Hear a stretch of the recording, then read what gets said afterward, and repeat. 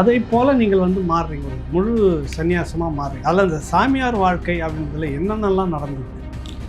நான் வந்து முதல்ல வந்து நான் அங்கே போய் இருந்தது அண்ணன், நான் சொன்னேன் இல்லையா ஒருத்தர், அவங்க பேர் வந்து ஆர்ஆர் சுவாமிகள்னு சொல்லி இன்னமும் இருக்கிறாங்க. நம்ம அதே ஒரு நிம்மதியான வாழ்க்கை இருக்கணுன்றதுக்காக தான் எல்லாருமே வாழ்கிறாங்க. சாப்பாடு கிடைக்கணும், நிம்மதியான வாழ்க்கை இருக்கணும் அப்படின்றது தான் எல்லா மனிதனுடைய இயல்பான இதாக இருக்கும். அதற்கிடையில தான் பயங்கரமான போராட்டம் இருக்கும், பணத்துக்கு கடை வாங்குறது அது இதுன்னு தான் இருக்கும்.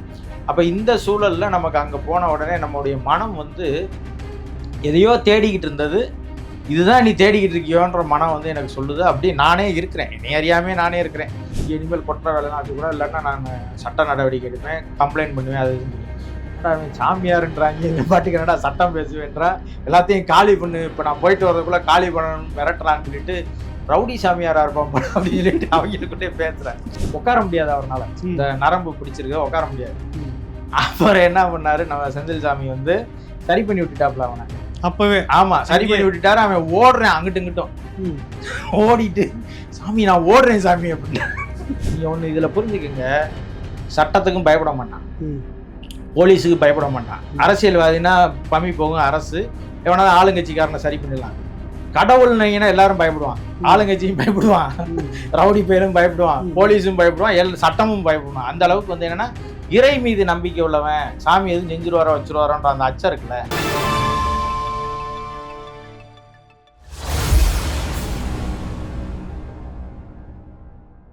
ராவணா பார்வையாளர்கள், தமிழ் உறவுகள் மற்றும் ராவணா நல விரும்பிகளுக்கு வணக்கம். சில நேரங்களில் சில மனிதர்கள் என்ற தலைப்பு அந்த மாதிரியான ஒரு விஷயம். இவர்களை பார்க்கும்போது நமக்கு இவருக்கு பின்னால் இப்படியான ஒரு கதைகள்லாம் இருக்குதா அப்படின்றது வியப்பாக இருக்கும். அந்த மாதிரியான விடயங்களை தொடர்ந்து பேசிகிட்டு இருக்கிறது தம்பி முத்துப்பாண்டி அவர்கள். இன்னும் சொல்லப்போனால் ஸ்டாலின் என்கிற முத்துப்பாண்டி அப்படின்றது தான் இப்போ டைட்டிலாக வச்சு பரபரப்பாக பேசிக்கிட்டு இருந்தோம். நிறைய கதைகளை வந்து சொல்லிட்டு இருந்தார். ஒரு சினிமா மாதிரி இருந்தது அவருடைய கதைகளை கேட்க. இப்போ வந்து அவர் சாமியாரானதோட நம்ம நிறுத்தி இருக்கிறோம். அடுத்து என்னன்றதை தொடர்ந்து பேசுறதுக்காக தான் இந்த நிகழ்ச்சி. வணக்கம் தம்பி. வணக்கண்ணே. ஒரு பஞ்சாயத்து அப்படின்னு தான் சொல்லலாம், பஞ்சாயத்து பாணியில் கடை ஏலம் இருக்குது, எடுத்து முடிச்சிங்க, கோயிலுக்கு திரும்ப வாங்கன்றீங்க, சதுர கேட்குறாங்க, அதுக்காக போகிறீங்க, அப்படியே திரும்ப ரிட்டன் வரீங்க, திரும்ப போகிறீங்க, அப்படியே சாமியாராக மாறுறீங்க. கொஞ்சம் கொஞ்சமாக சட்டையை, அவங்களுடைய அந்த வேஷ்டி காவியை கட்டுறீங்க, அப்புறம் சட்டையை மாற்றி விட்டுறீங்க, ஒரு ருத்ராட்சன் போடுறீங்க, செருப்பை விட்டுறீங்க, அப்புறம் ஒரு ருத்ராட்சன் மாலைகளோட துண்டோட ஒன்று அப்படியே சுற்ற ஆரம்பிக்க, ஒரு நெடுந்தாடி. நாங்கள் பார்த்த அந்த புகைப்படம், அந்த ஏற்கனவே ஒரு ஜாதகம் சொல்லியிருந்தாங்க, நீ பிச்சை தான் எடுக்கணும், ஒன்றும் இல்லாமல் சுற்றிட்டு இருப்ப, ரோட்டில் இருப்பன்ற மாதிரி. இது ஒரு சன்னியாச வாழ்க்கை ரெண்டும் ஒப்பிட்டு போகுதா அப்படின்னு சொல்லிட்டு ஒரு இது. விஷ்ணுவோ யாரோ ஒருத்தரை வந்து சனி பகவான் பிடிக்கிறதுக்காக போகும்போது என்னெல்லாம் பிடிக்க முடியாது, ஆனால் அந்த காலகட்டம் முடிச்சுட்டு வெளியில் வராரு. வரும்போது எங்கே இருந்தோம் தெரியுமா, தாமரை குளத்தில் அந்த இலைக்கு அழியில் அந்த தேரையாக பதுங்கிட்டு இருந்த பற்றியா, நான் பிடிக்கலன்னு ஒன்று. அப்போ அவர் சொன்னாராம் சனி பகவான், அந்த தேரையாக மாறி பின்னாடி போய் பதங்கணும் இல்லை, அதை அப்போதான் நான் உன்னை பிடிச்சேன் அப்படின்றது அது கதைகளாக வரும். இப்போ அந்த மாதிரி ஒரு ஜாதகம், அது சரியோ தவறோ, அதை போல் நீங்கள் வந்து மாறுறீங்க, ஒரு முழு சன்னியாசமாக மாறுறீங்க. அதில் அந்த சாமியார் வாழ்க்கை அப்படின்றதுல என்னென்னலாம் நடந்தது? நான் வந்து முதல்ல வந்து நான் அங்கே போய் இருந்தது அண்ணன், நான் சொன்னேன் இல்லையா ஒருத்தர், அவங்க பேர் வந்து ஆர்ஆர் சுவாமிகள்னு சொல்லி இன்னமும் இருக்கிறாங்க. இன்னமும் அதே கெட்டப்பில் தான் இருப்பார், என்னைய மாதிரியே இருப்பார். அவர் துறவரத்தில் தான் இருப்பார். அவர் தான் அங்கே முதல்ல நான் அண்ணனுக்கு தான் கடை எடுத்து கொடுத்தேன். இப்போ அண்ணனுமே அங்கே தான் சாமியாராக இருந்தாங்க. அங்கே போனதுக்கு பிறகு அவங்க வந்து ஒரு மடம் வச்சுருந்தாங்க மேலே, அங்கன்னா சதுரகிரி மலை மேலே மடம் இருந்துச்சு. அங்கே வந்து கஞ்சி மடம்ன்றது ரொம்ப பிரசித்தி பெற்ற மடம். அது வந்து உலகம் முழுவதும் இருக்கிற எல்லா தமிழர்கள் அங்கே வர்ற எல்லாருக்குமே கஞ்சி மடம்னா தெரியும். அதுக்கப்புறம் ரெண்டாவது தெரியும்னா ஆர்ஆர் மடம் தான் தெரியும். ஆர்ஆர் மடம்ன்றது நான் அண்ணன், அவர் பேர் ராஜரத்னம், ஆர்ஆர் சாமிகள்னு சொன்னா எல்லாத்துக்கும் தெரியும். அப்போ கஞ்சி மடத்துக்கு வர்றவங்க ஆர்ஆர் மடத்துக்கும் வர்றதுக்கான அந்த மக்கள் தொகையில கூடுதலா வர்றாங்க இல்லையா, அவங்க கொஞ்சம் கொஞ்சமா வந்து ஆர்ஆர் மடத்துக்கும் வர ஆரம்பிச்சிட்டாங்க. கஞ்சி மடம்ன்றது பிரசித்தி பெற்றது, பழமையா இருக்கிற மடம், ஒரு 100 ஆண்டுகளுக்கு மேல இருக்கு. அப்போ இவங்க அது கஞ்சி மடம்ன்றதுக்கு பேர் என்னன்னா, அப்போ வரும்போது மக்கள் இங்க இருந்து கீழே 8 கிலோமீட்டர் மேல நடந்து வரணும், எங்க இதுல இருந்து தரைத்தளத்துல இருந்து மேல வர்றதுக்கு. அப்போ அவங்க மேல வர்றவங்களுக்கு வந்து சாப்பாடு கிடைக்காதுன்றனால அப்போ அங்க ஒரு சாமியார் வந்து கஞ்சி காய்ச்சி கொடுத்துருக்கிறாரு. ம். அதனால எல்லாருக்கும் கஞ்சி மடம்னு நாங்க எல்லாருமே சொல்லுவோம். இப்பயும் அதுக்கு பேர் கஞ்சி மடம் தான். ம். அந்த மடத்துக்கு பக்கத்திலேயே இவர் வந்து ஒரு மடம் நடத்துனாங்க. அங்க வர்றவங்களுக்கெல்லாம் சாப்பாடு போடுவாரு. சாப்பாடுன்னா, ம். நீங்க 5 ஸ்டார் ஹோட்டல்ல கூட அப்படி சாப்பாடு சாப்பிட முடியாது. ம். அவ்வளவு பிரமாதமான சாப்பாடு போடுவாங்க. ம். சாப்பாடு போட்டு வர்றவங்களுக்கெல்லாம் வர்ற பக்தர்களுக்கெல்லாம் சாப்பாடு போடுவாங்க. நான் அந்த மடத்துல தான் தங்கியிருந்தேன். கிட்டத்தட்ட ம். ஒரு 18 நாள் இருந்தேன். போனப்ப. அதான் ஆடி அமாவாசைக்கு போயிட்டு அடுத்த பௌர்ணமிக்கு தான் கீழ வந்தேங்கிறனால, மேலேயே சாப்பாடு, ம். அவ்வளவு அருமையான தண்ணி, அந்த காற்று, சுற்றுப்புற சூழலு, ம். அது நம்மள வந்து ஒரு அமைதிப்படுத்துறது. இன்னொன்னு வந்து ஒரு மன நிம்மதிய குடுக்குறதுன்றது இருக்கு இல்லையா? ம். உலகத்துல வந்து ஒன்றே ஒன்று மட்டும் தானே வேணும். ம். இயற்கையா வந்து தூங்கணும். நெனச்ச உடனே தூங்கணும். ஒரு நிம்மதியான வாழ்க்கை இருக்கணுன்றதுக்காக தான் எல்லாருமே வாழ்றாங்க. சாப்பாடு ம். கிடைக்கணும், ம். நிம்மதியான வாழ்க்கை இருக்கணும் அப்படின்றது தான் எல்லா மனிதனுடைய இயல்பான இதா இருக்கும். ம். அதற்கிடையில தான் பயங்கரமான போராட்டம் இருக்கும். பணத்துக்கு கடை வாங்குறது அது இதுன்னு தான் இருக்கும். அப்ப இந்த சூழல்ல நமக்கு அங்க போன உடனே நம்முடைய மனம் வந்து எதையோ தேடிக்கிட்டு இருந்தது. இதுதான் நீ தேடிக்கிட்டு இருக்கியோன்ற மனம் வந்து எனக்கு சொல்லுது. அப்படி நானே இருக்கிறேன். என்னைய அறியாமயே நானே இருக்கிறேன். முதல் தடவைக்கு நான் சும்மா தான் போனீங்கன்னா அங்கே தங்கிட்டீங்களே. ஆமா. ம். அப்படி இருக்கும். இப்ப போனவங்களுக்கு தெரியும். ம். இப்ப நெறைய பேர் அங்க இருக்க ஃபாரஸ்ட் விடாதனால தான் எல்லாரும் கீழ வராங்க. ம். விட்டா அங்கேயே இருந்துருவாங்க. அப்படி இருக்கும் அந்த சூழல். சதுரகிரி மலையினுடைய சூழல் அப்படி இருக்கும். இப்ப வந்து நான் போயிட்டு திரும்பி வந்துட்டேன். வந்துட்ட உடனே திருப்பி அடுத்த தடவ போகும்போது சொல்றாரு, ம். "நீங்க வந்து வந்துரணும்" அப்படின்னு சொல்றாரு. நான் வந்துடுறேன்னு சொல்லிட்டு நான் போறேன் திருப்பி. ம். அடுத்த அமாவாசைக்கு போறேன். மேல போயிட்டு திருப்பி வரேன். அதே போல வந்து தொடர்ச்சியா இதாகிட்டே இருக்கு. கன்டின்யூ ஆயிட்டே இருக்குது. ம். அப்ப நான் போயிட்டு வரும்போது வீட்டுக்கு போறேன். ம். வீட்ல இருந்துட்டு அந்த நேரத்துக்கு வந்துட்டு அவரோட சேர்ந்து போவேன். திருப்பி கீழ வருவேன். திருப்பி வீட்டுக்கு போவேன். இப்படியே இருந்துகிட்டே இருக்கிறேன். ஒரு 3, 4 மாசம் போகுது. போன உடனே அந்த முடி, தாடி கிடிலாம் வளர ஆரம்பிக்குதா, வீட்டுக்கு போறத நிறுத்திட்டேன். நிறுத்திட்டு நான் தனியா ஒரு மடம், அதாவது மதுரையில வந்து அண்ணா நகர்ல ஒரு மடம் இருந்துச்சு. ம். அங்கேயே போய் நான் தங்கிட்டேன். அங்க வந்து இதெல்லாம் இருக்கும். உள்ள வெறும் சாமி புகைப்படங்கள் அது இதுன்னு இருக்கும். அந்த மடத்திலேயே தங்கிட்டேன் நானு. எங்கன்னா அண்ணா நகர்ல உள்ள மடத்துல. ம். அங்க தங்கிட்டு என்னுடைய அலைபேசியெல்லாம் அணைச்சுட்டேன். யாருக்குமே தெரியாது. வீட்ல உள்ளவங்களுக்குலாம் நான் எங்க இருக்கேன்னே தெரியாது. இந்த 3 மாசத்துக்கு பிறகு. ம். நான் எங்க போறேன், எங்க வர்றேன், என்ன ஏதுன்னே தெரியாது. அந்த அலைபேசியை வச்சுக்கணும், அதன் மூலமா பேசணும், போகணும் அப்படின்ற எண்ணம் இல்ல. அதெல்லாம் எதுவுமே இல்ல. அப்படியே அதுல நல்ல சுத்தமா. எல்லாத்தையுமே விட்டுட்டேன். அப்போ நான் மலைக்கு போன உடனே அங்க வந்து நெறைய பேர் என்னைய பார்க்குறாங்க. என்னைய அடையாளம் தெரியல. ஏன்னா தாடி முடியோட என்னைய யாருமே பார்த்ததே கிடையாது. ம். அ தாடி வச்சே யாருமே பார்த்ததில்ல. என்னைய பெரும்பாலும் நான் கிளீன் ஷேவ்ல இருப்பேன். இப்ப அண்ணன் எப்படி இருக்கீங்களோ, அதே போல கிளீன் ஷேவ்ல இருப்பேன். நல்லா மீசையெல்லாம் நல்லா இது பண்ணி நல்லா பயங்கரமா இருக்கும். அப்படிதான் இருப்பேன். என்னைய கிளீன் ஷேவ்ல பார்த்தவங்க திடீர்னு பார்க்கும்போது முடி, தாடி இவர்தானா, அவர்தானா பார்க்கும்போது இந்த ஒரு சின்ன சந்தேகம் இருந்துகிட்டே இருக்கும்ல. அதுல எங்க ஊர்க்காரர் ஒருத்தர் எங்க உறவினர் வந்து பார்த்துட்டாரு. ம். பார்த்துட்டு போய் ஊரெல்லாம் போய் சொல்லிட்டாரு. இந்த மாரி வந்து நம்ம இவரு செண்பகண்ணன் மகன் வந்து அங்கே மலையில இருக்காப்புல, சாமியார் ஆ. ஆயிட்டாப்புல. ம். என்னான்னு தெரியல. நான் போய் பேசலாமான்னு பார்த்தேன். பயங்கரமான கூட்டம். பேச முடியல. எனக்கு தெரியும் அவர்தான்னு அவங்களா பேசியிருக்கிறாங்க. அப்ப எங்க ஊர்ல எல்லாமே என்ன ஆயிடுச்சு, செய்தி ஆயிடுச்சுன்னா, ஐய்யயோ! ஒத்த பிள்ளை வச்சிருந்தாங்க. அவனும் சாமியாரா போயிட்டானா? அந்த பிள்ளைக்கு கல்யாணம் பண்ணி வைக்கணும் அது இதுன்னு சொல்லியிருந்தாங்க. அதோட அவ்வளோதானா? அதுதான்ப்பா அம்மா இல்லைன்னா ஒரு குடும்பம் இதாயிடும் வச்சிரும்ன்னு சொல்லிட்டு எல்லாரும் அவங்கவங்களுக்குள்ள பேச வாய்க்கு ஆரம்பிக்கிறாங்க. வந்த மாதிரி இது பேசுவாங்க. பண்றாங்க. ஒ ஒவ்வொருத்தவங்க ஒண்ணு கற்பனையில ஒண்ணு ஆமா. சொல்லுவாங்கல்ல, அப்படி சொல்றாங்க. இதெல்லாம் எனக்கு எதுவுமே தெரியாது. நான் வந்து எப்பவும் போல இயல்பா இருக்கிறேன். அங்க அ ம மலைக்கு போறேன், வர்றேன், எல்லாம் செய்றேன். தொடர்ச்சியா போய்க்கிட்டு வந்துகிட்டு இருக்கிறேன். அப்புறம் என்ன ஆகுதுன்னா, நான் இங்க இருந்து போய்க்கிட்டு வந்துகிட்டு இருக்கும்போது, எனக்கு நெறைய இந்த தொடர்புல உள்ளவங்க, குறிப்பா சாமியார்கள் தொடர்புல இருக்கிறவங்க எல்லாருமே, எனக்கு நெறைய பழக்கவழக்கங்கள் வர்றாங்க. எல்லாரும் நல்ல இணக்கமான ஒரு சூழல் வருது. அங்க ஆர்ஆர் சாமிகள் மடத்துல வந்து நான் ஒரு கவனிக்கப்படும் நபரா, அதுவும் குறிப்பா வந்து என்னைய எல்லாருக்கும் புடிச்ச நபரா, நான் சொல்றேன்ல, எப்ப போனாலும் நம்மள எல்லாத்துக்கும் புடிச்சிருன்ற மாரி, நான் எல்லாருக்கும் நம்மள தெரிஞ்ச நபரா, எல்லாரோடையும் இணக்கமாக இருக்கிற நபரா ம். மாறுறேன். அப்ப வந்து என்ன ஒரு இது நடந்துகிட்டு இருக்கு அப்படின்னு பார்த்தீங்கன்னா, எனக்கு வந்து இயற்கையா வைத்தியம் பார்க்கிறவங்க, இந்த மூலிகை வைத்தியம் பார்க்கிறவங்க, குறிப்பா வந்து வர்ம கலையில வந்து சரி செய்றவங்க அப்படின்ற ஆட்கள்லாம் என்னோட தொடர்புல வராங்க. இப்ப இந்த ம். இந்த தொடர்புல. ம். அப்ப அவங்கலாம் பார்த்தீங்கன்னா, நான் சொன்னா தான் வருவாங்க. ம். இப்ப கூட ஒருத்தர் இருக்காரு. நம்ம அண்ணன் செந்தில் சாமின்னு சொல்லி ஒருத்தவங்க இருக்கிறாங்க. ம். அவர்லாம் என் கூட தான் பயங்கர பாசமா இருப்பாப்புல. பாசமா இருப்பாருன்னா, நான் சொன்னேன்னா உடனே கேட்பாரு. அந்த செந்தில் சாமின்றவரும் சன்னியாசியா சன்னியாசியா இருக்கிறார். இப்பவும் இருக்கிறாரு. ம். அப்போ நான் அழைச்சு பேசினேன். அவர் வர்மம் பார்ப்பாரு. அதே போல் வந்து இது மூலிகை எண்ணெயிலேயே வைத்தியம்லாம் பார்ப்பாங்க. நிறைய மருந்து கொடுப்பாரு, எல்லாம் செய்வார். அவரும் நானும் ரொம்ப பெட்டா இருப்போம். நாங்கள் 2 பேரும் பார்த்தா அண்ணன் தம்பி மாதிரியே இருப்போம். எப்படி இப்போ நானும் கலைஞரனு ஒன்றா சுற்றுறோம் இல்லையா, அதே அந்த மாதிரி மாதிரி ஒண்ணா அதே மாதிரி 2 சுத்திட்டு பேரும் ஒன்றா சுற்றுற மாதிரி அப்ப சுற்றுவோம். செந்தில் சாமிகளும் நீங்களும் நானும் ஒண்ணா ஒன்றாவே இருப்பேன் எப்பயுமே. ம். நான் எங்கே போனாலும் நாங்கள் 2 பேரும் ஒன்றா போவோம் வருவோம். ம். அப்போ வெளியில் நாங்கள் போனால் என்கிட்ட ஒரு வாகனம் இருந்துச்சு, ஒரு கார் இருந்துச்சு. ம். அந்த காரை அவர் ஓட்டுவார், நான் பக்கத்தில் உட்காந்துருப்பேன், போவோம் வருவோம். ம். இந்த கால சூழ்நிலையில் பார்த்தீங்கன்னா சில பேருக்கு நம்புற மாதிரி இருக்கும், சில பேருக்கு நம்ப முடியாது. பல ம். அதிசயங்களை நம்ம கண்டிருக்கிறோம்னு சொல்லும்போது ம். நம்ம சொல்றதெல்லாம் சில பேருக்கு வந்து இருந்திருக்குமோ, இல்லாம சும்மா சொல்றாங்களோலாம் இல்ல நினைக்கிறேன். நீங்க சொன்னது சில விஷயங்கள் கூட எனக்கு ரொம்ப அப்படிதான் இருக்குது இன்ன ஆமா. வரைக்கும். சொல்லுங்க, நான் கேட்கறேன். இப்போ வந்துண்ணே நாம எல்லாரும் வந்து நீங்க மலையில என்ன மழை பார்த்துருக்கீங்க? மழைனா மழை பெய்யறதுல. மழை ம். பெய்யறதுல என்னென்ன மழை பார்த்துருக்கீங்க நீங்க? மழையில ஆலங்கட்டி மழை பார்த்துருக்கோம், சரி, வேற அவ்வளவுதான். என்ன மழை அப்புறம் பார்த்துருக்கீங்க? தூறல் பனிமழையா இருக்கும், பனிமழையே இருக்கும், அவ்வளவுதான். இதா இருக்கும், சில்லுன்னு விழுகும், அப்புறம் இல்ல பேய் மழைன்னு சொல்ற மாதிரி அடமழைன்னு அப்படி அந்த மாதிரி விழுகும். விடாத அடிக்கிற கடும் மழை இருக்கும். சரி. நான் பன்னீர் மழை பார்த்துருக்கேன். ம். பன்னீர் மழை பார்த்துருக்கேன். சந்தனம் மழையா பெய்யறது பார்த்துருக்கேன். மலை மேல. ம். நான் சொல்ற சதுரகிரி மலை மேல நாங்க ஒரு நாள் உட்காந்துருக்கிறோம்.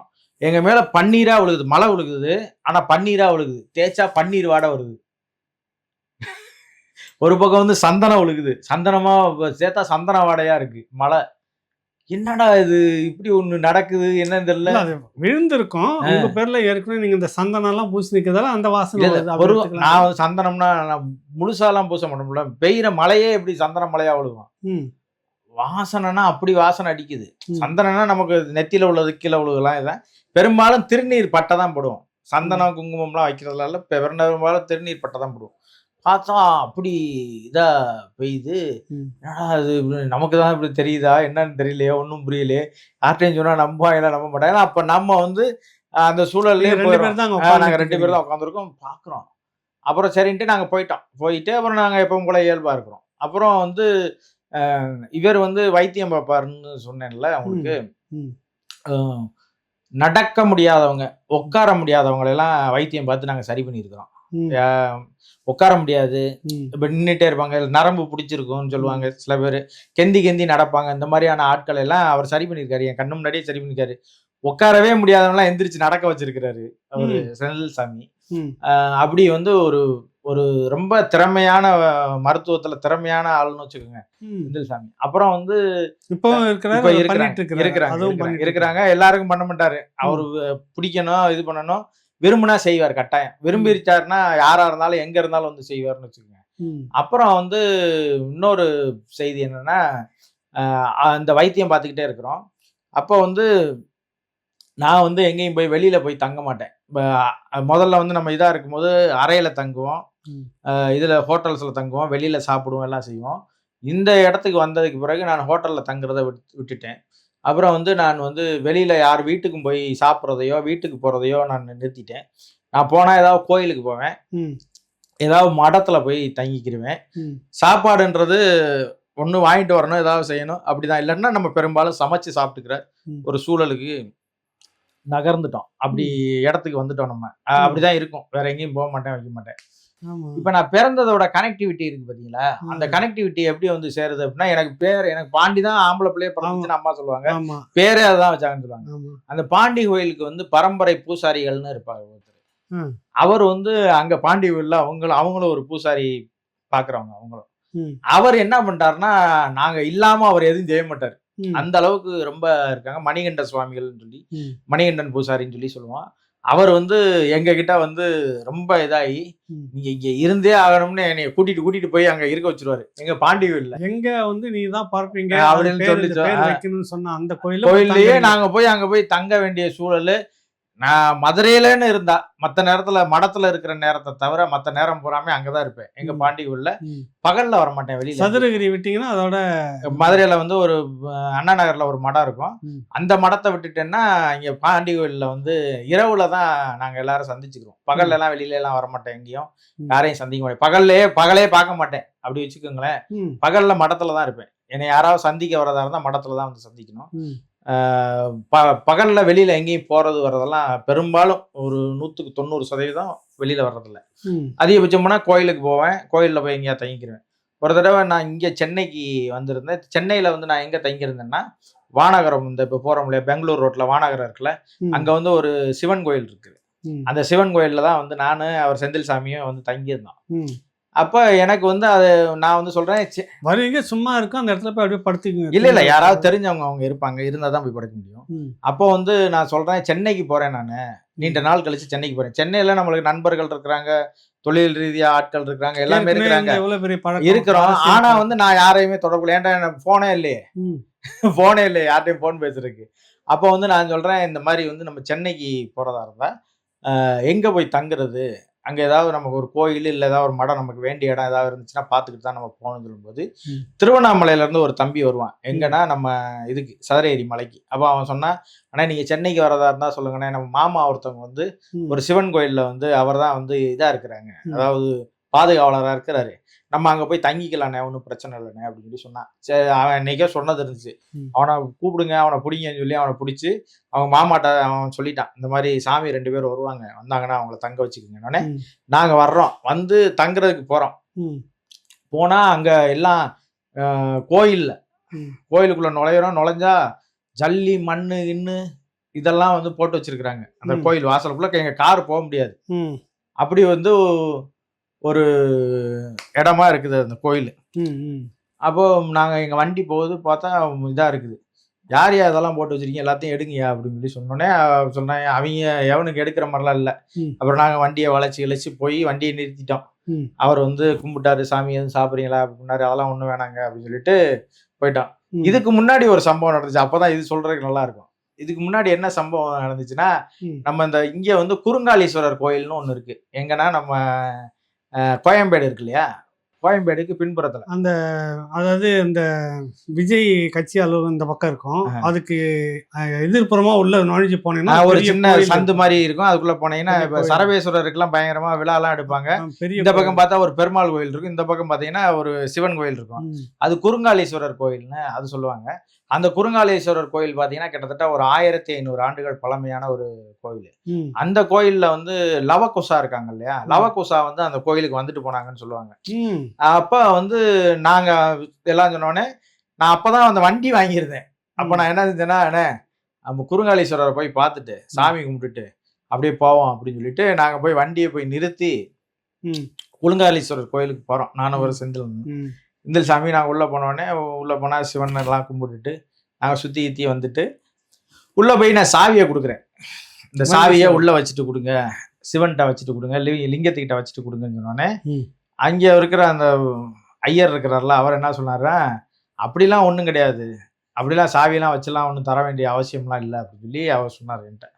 அப்போ நான் சொன்னேன், ஏன் விருப்பம், சாவி வச்சு கொடுக்கறது சாங்கியம் இல்லைன்னு நீங்க சொல்ல வேணா, நான் உங்கள்கிட்ட கேட்கலாம் இல்லை, வச்சு தரேன், வச்சு தரல, உங்களால முடியாது, அதை மட்டும் சொல்லுங்க அப்படின்னு. அப்படிலாம் வச்சு தர முடியாது அப்படின்னு சொல்லிட்டாரு. சொன்னவனே இவர் செந்தில் கடுப்பாகிறாருன்னா, அவர் எனக்கு மேல ரொம்ப டென்ஷனான ஆளு. அவனை அடிக்கிறேன்னு சொல்லிட்டு போறாரு, யாரா அங்க இருக்கிற அந்த ஐயரை. உடனே அண்ணனே சும்மா இருங்க, அவன் வைக்கல என்ன விடுங்கண்ணே, நமக்கு இறைவன் வந்து என்ன நாடுறானோ அதான் நடக்கும், நமக்கு இன்னைக்கு அவர் நாடல, அவர் நாடுவார் விடுங்க அப்படின்னு சொல்லிட்டு நான் கும்பிட்டுட்டு ஐயா பாத்துக்கங்கன்னு சொல்லிட்டு நான் சுத்திட்டு வந்துட்டோம், வண்டி எடுத்துட்டு வந்துட்டோம். இப்ப நாங்க இங்க இந்த கோயிலுக்கு வந்திருக்கிறோம். எங்க நான் இந்த இன்னொரு வானகரத்துல உள்ள அந்த சிவன் கோயிலுக்கு. அங்க வந்தா அப்ப நான் கேக்குறேன், இங்க யாரு வந்து பூஜை பண்ணுவா, காலையில யாரு வருவாங்க அப்படின்னு கேக்குறேன். அவர் வாரத்துக்கு ஒரு நாள் தான் வருவாரு, இடையில வரமாட்டாரு. ஏங்க வரமாட்டாருன்னா, இங்க பாம்பு கும்பலாம் இருக்குது, அதனால வந்து பயந்துகிட்டு வரமாட்டாருன்னு சொன்னா, அந்த ஏரியாவே அப்படிதான் இருக்குது, காடும் கீடுமா இருக்குது, சுத்தி மரமா இருக்குது. முன்னாடி பாத்தீங்கன்னா இந்த ஜல்லி மண்ணு எல்லாம் போட்டு வச்சிருக்காங்க. உள்ள பாத்தீங்கன்னா ஒரு பெரிய லாரி செட் இருக்கு. எங்கன்னா கோயிலுக்குள்ள பழைய லாரியெல்லாம் கொண்டு வந்து வச்சு உள்ள வந்து வேலை பார்த்துக்கிட்டு இருக்கிறாங்க. அப்ப நான் இரவு நேரம் போனதுனால எனக்கு கோயிலோட அளவு இதெல்லாம் நமக்கு எதுவுமே தெரியாது. நம்ம சரி கோயில் இது தனியா இருக்கு போல, அது அவங்க எவனோ வாடகைக்கு இருக்காங்க போலன்னு நினைச்சிட்டு நாங்க பேசாம வந்துட்டோம். அப்புறம் காலையில வந்த உடனே அவர் சொன்னாரு, இந்த பாருங்க ஜல்லி மண்ணு இன்னும் எல்லாமே வந்து கோயிலுக்குள்ள போட்டு கொட்டி அட்டுழியம் பண்றாங்க, காலி பண்ண மாட்டாங்க அப்படின்னு. அப்ப நான் வந்து என்ன பண்ணேன், கூப்பிட்டு இங்க யாரு ஜல்லி மண்ணெல்லாம் கட்டியிருக்குது, இதெல்லாம் எடுத்துட்டு இங்க இருக்கக்கூடாது, எல்லாத்தையும் எடுத்துட்டு போங்க அப்படின்னு சொல்லி நான் சொல்றேன். காலை விடிஞ்ச உடனே. ஆமா, சொன்ன உடனே அவங்க சொல்றாங்க, என்னங்க இப்படி சொல்றீங்க அப்படின்னு சொன்னாங்க. சொல்றீங்களா இல்லையா, இது கோயிலுக்குள்ள எல்லாம் இந்த மாதிரி எல்லாம் வச்சுக்கிட்டுலாம் பண்ணிக்கிட்டு இருக்க கூடாது, வேற ஏதாவது இடம் பார்த்து இது பண்ணுங்க, இங்க இனிமேல் கொட்டுற வேலைலாம் வச்சுக்கூடாது, இல்லைன்னா நான் சட்ட நடவடிக்கை எடுப்பேன், கம்ப்ளைண்ட் பண்ணுவேன் அது இதுன்னு சொல்லி. என்னடா இவன் சாமியாருன்றாங்க, இவன் பாட்டுக்கு என்னடா சட்டம் பேசுவேன்றா, எல்லாத்தையும் காலி பண்ணு, இப்ப நான் போயிட்டு வரதுக்குள்ள காலி பண்ணணும்னு மிரட்டுறான்னு சொல்லிட்டு ரவுடி சாமியாரா இருப்பான் போல அப்படின்னு சொல்லிட்டு அவங்களுக்குள்ளே பேசுறேன். சரி. பேசுறாங்க. பேசிட்டு நான் என்ன பண்ணேன், பக்கத்துல இங்க ஏதாவது குளிக்கிறதுக்கு ஏரி குளம் ஏதாவது இருக்கானே, இங்க பக்கத்துல செம்பரம்பாக்கம் ஏரி இருக்கு, நீ அங்க போனா நாங்க அப்புறம் கார் எடுத்துட்டு நேரா செம்பரம்பாக்கம் ஏரிக்கு போறோம். போனா நாங்க எப்பவுமே பகல்ல வந்து போனோம்னா வண்டியில எப்பயும் இது வச்சிருப்போம், தின்பண்டம் வச்சிருப்போம். அதுனா பொரி இல்லாட்டினா அது என்ன காரா பூந்தி இது வச்சிருப்போம். அது எதுக்குன்னா அங்க போற இடத்துல வீசினோம்னா காக்கா வரும், நிறைய காக்கா வரும். அப்போ நாங்க செம்பரம்பாக்கம் ஏரிக்கு போறோம். போகும்போது அங்க போய் ஏரியில போய் குளிச்சுட்டு இந்த இதெல்லாம் வீசிட்டு வர்றோம். பார்த்தா ஒரு 1000 காக்கா செம்பரம்பாக்கம் ஏரியில. அந்த பூரா எல்லாம் காரா பூந்தியையும் இதையும் தின்னுட்டு இருக்கு. நம்ம போய் குளிச்சுட்டு வந்து நாள் பார்த்தோன்னே ஒரு 2 பேர் வந்தாங்க. யாரோ 2 சாமியார் கார்ல வந்து இறங்கி செம்பரம்பாக்கம் ஏரியில குளிக்கிறாங்கன்னு, சாமி வணக்கம் சாமி வணக்கம் சாமின்னு சொன்னாங்க. வாங்கப்பா சாமி ஆசீர்வாதம் பண்ணுங்கன்னா ஆசீர்வாதம் பண்ணிட்டு நாங்க கிளம்பிட்டோம். இங்க வந்த உடனே இந்த இதெல்லாம் உடனே எப்படிங்க எடுத்துட்டு போக முடியும்? இதெல்லாம் வித்துட்டா நாங்க அப்புறம் அடுத்து வேணா நாங்க இனிமேல் கொட்டாம இருக்கிறோம். அவன் கேட்டிருப்பான் போல, யாரு என்னன்னு. இல்ல அவங்க சாமியார் இங்க இருந்து வந்திருக்கிறாங்க, இங்கதான் தங்க போறாங்க, 10 நாளைக்கு இங்கதான் இருப்பாங்க அப்படி இப்படின்னு சொன்னோடனே அவங்களுக்குள்ள ஏதாவது பேசிட்டு இதுன்னு அப்ப அவன் வந்து சொன்னான், சாமி இந்த ஜாமானெல்லாம் எடுத்துட்டு எங்க சாமி போய் வைக்கிறது, எல்லாத்தையும் நாங்க என்ன பண்றது, நாங்க இது தீர்ந்த உடனே நாங்க வந்து அடுத்து வேற எங்கேயாவது போய்க்கிறோம், கொட்டிக்கிறோம், இங்க இருந்து நாங்க எடுத்துக்கிறோம், இது தீரட்டும் அப்படின்னு சொல்லி சொன்னாப்புல. அப்ப நான் சொன்னேன், அது வித்துரும், வித்த உடனே நீ இதை காலி பண்ணிக்கிறணும் அப்படின்னு சொல்லிட்டு இது பண்ணிட்டு நான் அப்புறம் போயிட்டான் வெளில. சாயங்காலம் வந்தா மொத்தமா எல்லா ஜாமானையும் எவனா வாங்கிட்டு போயிட்டாங்க, வித்துருச்சு. வித்தா அவங்க நடுங்குறாங்க. யாரு அந்த அதை கொட்டி வச்சவங்க சாமியாரு. அவங்க ஆக்சுவலி வந்து என்ன சொல்லியிருக்காங்கன்னா, இதை சொல்லி ஏமாத்துவான்னு ஒரு 10 நாள் தானே இது, அதுக்குள்ளேயே வித்து தீரப்போகுது, அதுக்கப்புறம் இவன் போயிடுவான், நம்ம எப்பயும் போல கொட்டிக்கலாம் அப்படின்னு நினைச்சிட்டு இருந்திருப்பாங்க போல. அப்படி சொன்ன உடனே பார்த்தா உண்மையிலேயே வித்துருச்சு. வித்த உடனே என்னன்னு கேட்டா, மொத்தமா ஏதோ ஒரு கான்ட்ராக்டுக்காரு பக்கத்துல அவருக்கு அவசர தேவையா இருந்துச்சுன்னு இருந்த எல்லா ஜாமானையும் வாங்கிட்டு போயிட்டாப்ல, இருக்கிறதெல்லாம் கொடுங்கன்னு வாங்கிட்டு போயிட்டாப்ல, சல்லி மணல் எல்லாத்தையும் வாங்கிட்டு போயிட்டாப்ல. போனா அவங்க எல்லாரும் கும்பிட்டுக்கிட்டு நிக்கிறாங்க. நாங்க வரும்போது, சாமி எல்லாமே வித்துருச்சு சாமி, உங்க இது ஆசீர்வாதம் பண்ணுங்க சாமி, நான் நல்லா இருக்கணும்னு சொல்லுங்க சாமி அப்படின்னு சொல்றாங்க. யோ நீ இந்த இடத்த விட்டு போ, நீ நல்லா தான் இருப்ப, இது சாமி எப்பயுமே சிவன் சொத்து சர்வநாசம்னு சொல்லுவாங்க, சிவன் சொத்தை ஆக்கிரமிக்குன்னு நினைச்சேன்னா உன் நிலைமை என்ன ஆகுன்னு பாத்துக்க, அதனால இங்கெல்லாம் போடக்கூடாது, எல்லாத்தையும் எடுத்துட்டு ஓடு சொல்லிட்டேன். போனா அடுத்து இவன் லாரி செட்டுக்காரன், அவன் நடுங்கி நிக்கிறான். லாரி செட்டுக்காரன் நடந்துட்டு ஒரே நாள்ல நடந்துருச்சு. ஆமா, லாரி செட்டுக்காரன் என்ன சொல்றா, சாமி இதெல்லாம் ஆயிடுச்சு, நான் என்ன எதுவும் சொல்லிடுறாங்க சாமி, நான்லாம் எடுத்துட்டு போக முடியாது, பூரா லாரி வேலைக்கு விட்ட லாரி நிக்குது, அதெல்லாம் நான் ஒண்ணும் பண்ண முடியாது. அப்ப நான் சொன்னேன், இல்லங்க நீங்க இங்க நிறுத்தாதீங்க, இங்க இந்த இடத்த வந்து சுத்தம் பண்ணி கொடுங்க, இது சிவனுக்கான இடம், வெளியில எங்கேயா போய் போட்டுங்க, ஏதாவது ஷெட்டு கிடைச்சுன்னா அங்க கொண்டு போயிருங்க. இல்ல மத்ததெல்லாம் கொண்டு போயிடலாம், இருக்கிற ஓடுற வண்டியெல்லாம் கொண்டு போயிடலாம். 2-3 பேர் வேலைக்கு போனவங்க 2-3 வருஷம் ஆச்சு, அவங்க எல்லாம் வரவே இல்லை, எங்க இருக்காங்கன்னே தெரியல, லாரியை வந்து என்ன பண்றதுன்னு தெரியல அப்படி இப்படின்னு சொல்லி என்கிட்ட சொல்றாப்புல. வேலையும் பார்க்க வரல, காசும் கொடுக்கல, நாங்க சும்மாவே அப்படியே இருக்குது, அதெல்லாம் என்ன சாமி பண்ண முடியும் அப்படிலாம் சொல்றாப்புல. சரி ஒண்ணும் இல்ல, ஒரு 10-15 நாள் நேரம் எடுத்துக்கோங்க, எடுத்துட்டு கொஞ்சம் கொஞ்சமா எல்லாத்தையும் அப்புறப்படுத்தி வெளியில எங்கேயா கொண்டு போயிருங்க அப்படின்னு சொல்லிட்டு, அந்த ஒரு 10 நாள் நான் இருக்கும்போதே ஒவ்வொன்றா அவங்களும் எடுத்துட்டாங்க. எடுத்து அந்த ஏரியாவே சுத்தமாயிடுச்சு. இப்ப இதை விட காமெடி என்னன்னா, அடுத்த காமெடி தான். இதெல்லாம் முடிஞ்சிருச்சு. அப்புறம் வந்தோடனே அந்த சாமி பூசாரி வந்தாப்புல, இங்க பார்த்தா எல்லாம் சுத்தமா இருக்கு எல்லாமே சொல்லிட்டு, நாங்க அங்க இருந்து தண்ணி எடுத்துட்டு வர சொல்லி எல்லாம் செஞ்சு நாங்க சிவனுக்கு பூஜை இதெல்லாம் பண்ணி அவருக்கு அபிஷேகம் பண்ணி உள்ள வந்து நான் ஒரு பெரிய சூலாயுதம் அது இதெல்லாம் வாங்கி வச்சு பயங்கரமா அதுக்கு பவர் ஏத்திக்கிட்டு இருக்கோம்னு வச்சுக்கோங்க. அப்புறம் அவர் வந்துட்டாப்புல பூசாரி வந்து, சாமி வாங்க வாங்கன்னு. அவருக்கு வந்து ஒரு பிரச்சனை என்னன்னா, இப்ப சொல்ற மாதிரி உட்கார முடியாது, அவர்னால இந்த நரம்பு பிடிச்சிருக்கு, உட்கார முடியாது. அப்புறம் என்ன பண்ணாரு, நம்ம செந்தில் சாமி வந்து சரி பண்ணி விட்டுட்டாப்புல அவனை அப்பவே. ஆமா, சரி பண்ணி விட்டுட்டாரு. அவன் ஓடுறேன் அங்கிட்டும் இங்கிட்டும், ஓடிட்டு சாமி நான் ஓடுறேன் சாமி அப்படின்னு. அதுக்கு முன்னாடி ஓடாம நடக்க முடியாது, உட்கார முடியாது, அவனால நடக்கனா வேகமா நடக்க முடியாது, குத்த வச்சு அவரால் உட்கார முடியாது. அப்படி ஒரு சூழல்ல அவங்களுக்கு இந்த வியாதி நிறைய பேருக்கு இருக்கும், நிறைய பிரச்சனை இருக்கும். காரணம் என்னன்னா, நம்ம சுருண்டு படுக்கிறது இதெல்லாம் இருக்கு இல்லையா, சரியான சீரான ரத்த ஓட்டம்ல நம்ம பெட்ல படுக்கிறோம், போர்வையை பொத்திட்டு தூங்குறோம், அந்த வேலையெல்லாம் இருக்கிறதுனால அந்த இதெல்லாம் இருக்கும். அதை சரி பண்ணி விட்டோடனே அவன் பார்த்தா அவரால தாங்க முடியல. போய் பார்த்தா காலையில பார்த்தா அவரு வர்றவங்கள்டெல்லாம் சொல்றாரு, சாமி ஒருத்தர் இருக்கிறாரு இங்க, அவர் வந்தாருன்னா உங்களுக்கு ஏதாவது நோய் இருந்தா சரி பண்ணிடுவாருன்னு. பார்த்தா வெறும் பொம்பளையால் கூட்டம் அவன் வேணும் எல்லாத்தையும் சேர்த்து வச்சு நாங்க இங்க வர்றதா இல்லையான்ற ஒரு சூழலை உருவாக்குறாங்க. அது நீங்க சிரிச்சுக்கிட்டு கடந்து சொல்றீங்க. அதை இன்னைக்கு உங்களுக்கு அது சிரிப்பா தெரியுது. அன்னைக்கு அது வந்து எப்படி பாத்தீங்க நீங்க? நான் வந்து எனக்கு சாதாரணமா தானே அது தெரியும். ஏன்னு சொன்னா எனக்கு தெரியுது ஏதோ ஒண்ணு நடக்குது, நம்ம சொல்றதெல்லாம் செய்யுது அப்படின்றது வந்து அந்த இடத்துல ஏதோ ஒண்ணு நமக்கு கொடுக்குறாரு இறைவன். நம்ம சொல்றது நடக்குதா இல்ல நம்ம வழியில அவர் சொல்றாரான்னுலாம் நமக்கு தெரியாது. ஆனா நடக்குது. சரி நடக்கட்டும்னு நம்ம விடுறோம். இப்ப அத வந்து நான் சீரியஸா எடுத்து பயங்கரமா வந்து நான் சொன்னதெல்லாம் நடக்கும். இப்ப பாக்குறியாலாம் நடக்காது. இப்ப நான் அத வந்து பணம் பண்ணணும்னு நினைச்சனாலும் நடக்காது. இப்ப எப்பவுமே நீங்க பாத்தீங்கன்னா பண்டைய காலத்துல பாத்தீங்கன்னா யாரோ ஒருத்தர் வந்து ஒரு உதவி செஞ்சாரு அப்படின்னா காசுக்கு நீங்க செய்யறதுக்கும் நீங்க மனம் உவந்து மக்களுக்கு வந்து உதவி செய்யணும்னு நீங்க நினைக்கும் போது அது உண்மையிலேயே நடக்கும். நான் மனசார ஒருத்தனை வாழ்த்துனேன்னு வச்சுக்கோங்க, அந்த வாழ்த்து உண்மையிலேயே பழிக்கும்னு சொல்றது கூட உண்மையிலேயே பழிக்கும். பணத்துக்காக நான் செஞ்சேன்னா கட்டாயம் பழிக்காது, அது வேலை செய்யாது வச்சுக்கோங்களேன். நான் அந்த நேரத்துல சாதாரணமா எல்லாத்தையும் செஞ்சுட்டு போனேன். இப்ப இதெல்லாம் முடிஞ்சிருச்சா, இன்னொருத்தர் வந்து வெறும் வெள்ளை வேட்டி வெள்ளை சட்டை கட்டு போட்டு ஒருத்தர் வந்தாரு. வந்தா அப்படி நெடுஞ்சாங்காலையா உழுகுறாப்புல. சாமி அந்த சிவன் கோயில்ல நாங்க உட்கார்ந்து இருக்கிறோம். சாமின்னு நெடுஞ்சாங்காலையா உழுகுறாரு. யாரா அவர் வெள்ளை வேட்டி சட்டை கட்டியிருக்காரு, யாரும் தெரியலடான்னு சொல்லிட்டு அப்புறம் எந்திரிச்சு நின்னாரு. சாமி நான் தான் இந்த கோயில் ஈவோ அப்படின்னு சொன்னாரு. இவ்வளவு காலமா வரலாங்க. ஆமா, இப்போ ஈவோன்னு வந்து நிக்கிறாரு. ஏன் என்ன காரணம்னா அவருக்கு இந்த இடம்லாம் காலி ஆயிருச்சு, சுத்தமாயிருச்சு. அவரு பிரச்சனை எல்லாம் பண்ணிருக்கிறாரு, சட்ட நடவடிக்கை எல்லாம் அவங்க செஞ்சிருக்கிறாங்க, காலி பண்றதுக்கு நோட்டீஸ் கொடுத்துருக்காங்க, கேஸ் போட்டிருக்காங்க. அதையெல்லாம் தாண்டி அவங்க வந்து பேஸ் பண்ண முடியல அவங்களால. சட்டம் தான் லோக்கல்ல அவன் கட்சிக்காரன் அவன் சொல்லுவான்ல. நீங்க ஒண்ணு இதுல புரிஞ்சுக்குங்க, சட்டத்துக்கும் பயப்பட மாட்டான், போலீஸுக்கு பயப்பட மாட்டான். அரசியல்வாதினா பமி போகும் அரசு, எவனாவது ஆளுங்கட்சிக்காரனை சரி பண்ணிடலாம். கடவுள் நைனா எல்லாரும் பயப்படுவான், ஆளுங்கட்சியும் பயப்படுவான், ரவுடி பேரும் பயப்படுவான், போலீஸும் பயப்படுவான், சட்டமும் பயப்படுவான். அந்த அளவுக்கு வந்து என்னன்னா இறை மீது நம்பிக்கை உள்ளவன் சாமி எதுவும் செஞ்சிருவாரோ வச்சிருவாரோன்ற அந்த அச்சம் இருக்குல்ல, அது உண்மையிலேயே வந்து ஒரு பெரிய ஒரு ஒழுக்க நெறிய உருவாக்கும். நான் இந்த விடயத்துல எல்லாம் பார்க்கும்போது நான் பார்ப்பேன். அப்போ இது பண்ணிட்டு சொல்றாப்புல, இப்ப எதுக்கும் பயப்படாதவன் சாமியார் சொன்ன உடனே பயப்படுறான்னா அப்ப அவருக்கு வந்து நானும் எவ்வளவோ நடவடிக்கை எல்லாம் எடுத்து பார்த்தேன், நோட்டீஸ் கொடுத்தேன், கம்ப்ளைண்ட் கொடுத்தேன், எல்லாம் எதுக்குமே அவங்க மசஞ்சதுல எல்லாத்தையும் எடுத்துட்டாரு. ஆமா விழுந்துட்டாரு. இப்ப விழுந்ததுக்கு அப்புறம் அவர் ஒரு டைலாக் சொன்னாரு, அதான் முக்கியமான டைலாக்.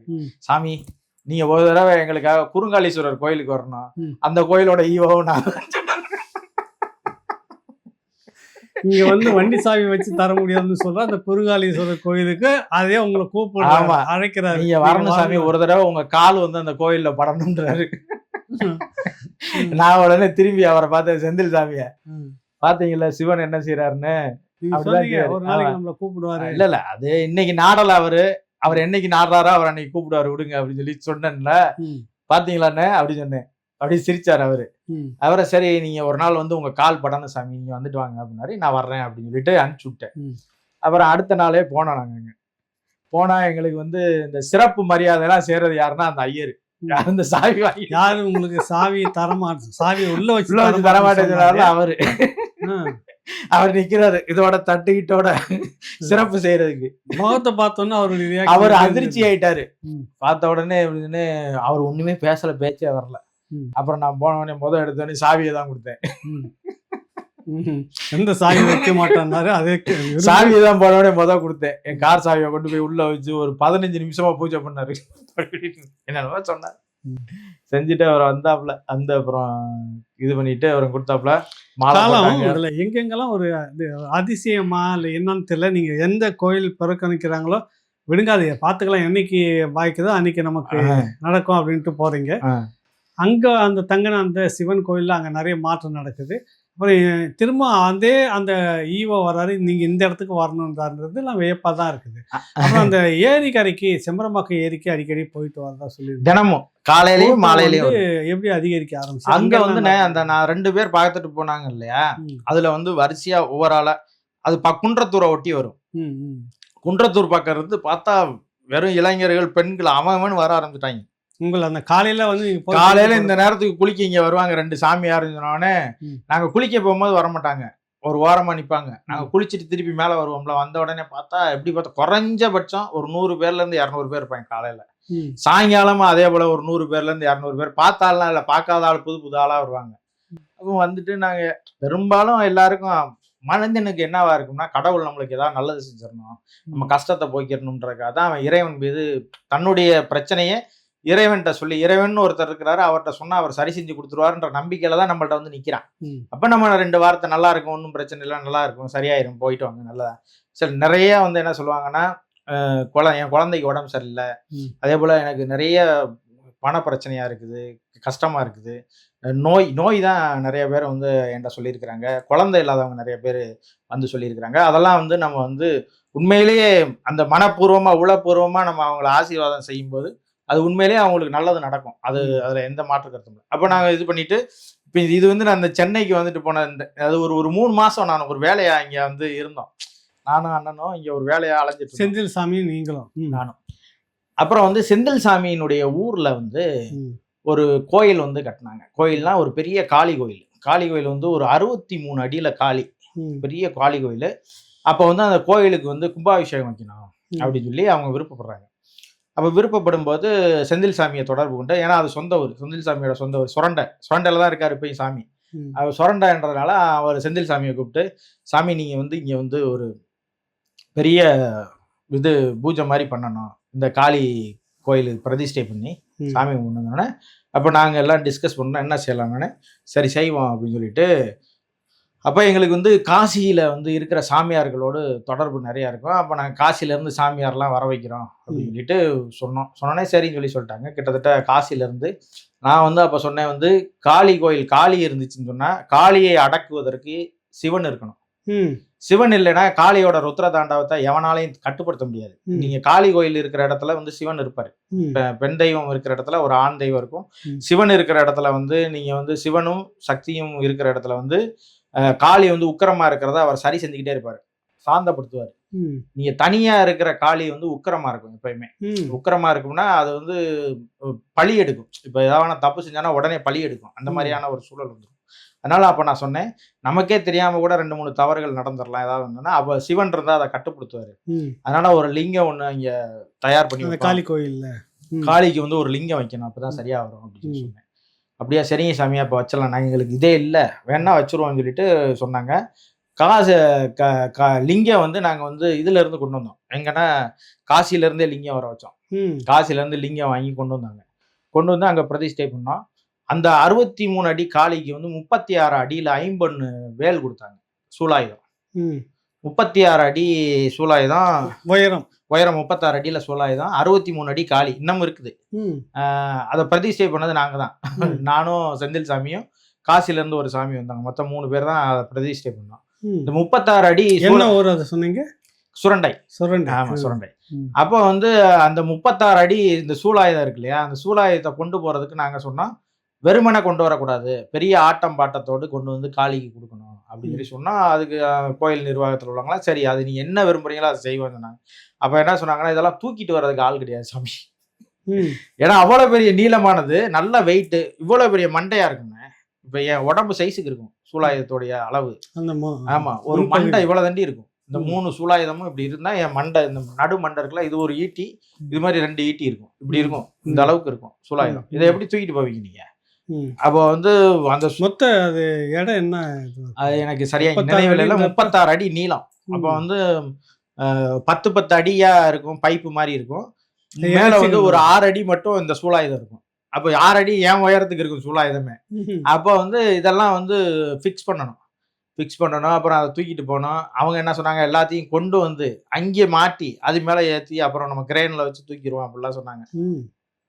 அங்க வந்து இதுல இருந்து தான், ஊர்ல இருந்து தான் கொண்டு வரணும், ஊர்ல இருந்து இங்க வந்து மேலதளம் அடிச்சு தான் கொண்டு வரணும்னு சொல்லி தூக்குறக்கு ஆள்ல சாமினாங்க. அதெல்லாம் ஆள் வருவாங்க, நீங்க வாங்கன்னா 300 பேர் வந்தாங்கண்ணே. எங்க இருந்து வந்தாங்கன்னு தெரியாது. ஊர்ல, அந்த ஊர்ல இருந்து கூப்பிட்டா கூட ஒரு பயம் வரமாட்டான் சாமி, எப்படி வந்தாங்கன்னே தெரியல. வருவாங்க, சாமிக்கு போகுதுன்னா அதெல்லாம் வருவாங்கன்ட்டு 36 அடி சூலாயுதத்தை எடுத்துட்டு வந்து ஊர்வலமா கொண்டு வந்து மேல ஏத்திட்டாங்க. நாங்க வந்து நிக்கிறோம், சரசரன்னு மேல ஏத்திட்டாங்க இளைஞர்கள், அந்த ஊர் இளைஞர்கள் மேல கொண்டு போய் காளிக்கிட்டே கொடுத்துட்டாங்க.